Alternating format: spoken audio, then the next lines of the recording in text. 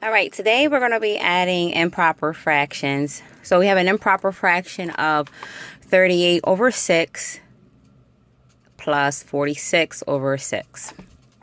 All right, our first thing that we need to do is we need to convert the improper fraction to a mixed fraction. So what we're going to do is we're going to ask ourselves, how many times can 6 go into 38? Well, 6 can go into 38 6 times, because 6 times 6 is 36. And if we use 6 times 7, that will be 42. So that's too much. So the whole number will be 6. Our denominator is 6.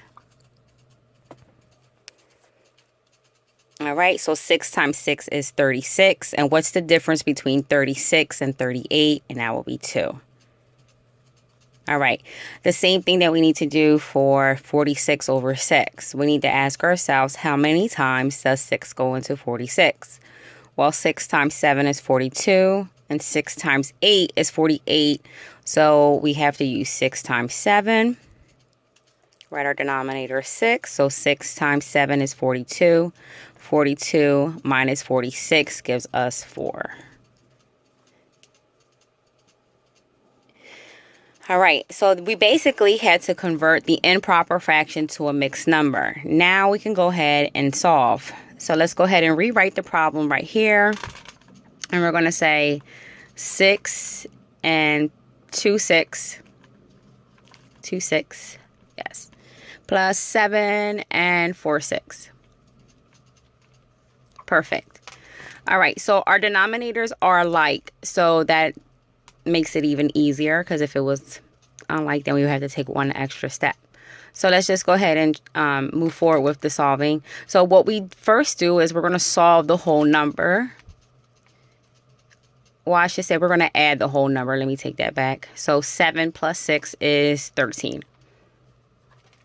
All right, then we're going to move over to our fraction, and we're going to add the numerator, which is the 4 and the 2, and we're going to combine those two together. And then we're going to write our denominator, which is 6. But we're not done. And we have 6 over 6. And 6 over 6 means that I have one whole of something. So that means that this 6 over 6 equals 1. And then we have to bring over this 13 and add it.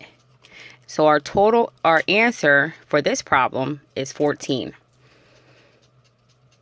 All right, so let's recap really quickly. So again, you're going to add the whole numbers. Then you're going to add the numerator. Then your fraction bar, you're going to write your your denominator, sorry. All right, anything the same number at the top and the same number at the bottom means that it's one whole. So think of it like this way. If I had a pizza pie and I cut the pizza pie in 6 slices, okay, and all 6 slices was eaten, that means that the whole pie was eaten. So that means 1. So we have to convert that 6 over 6 to one whole. And then we don't forget we already have 13 wholes. So altogether our answer is 14 wholes.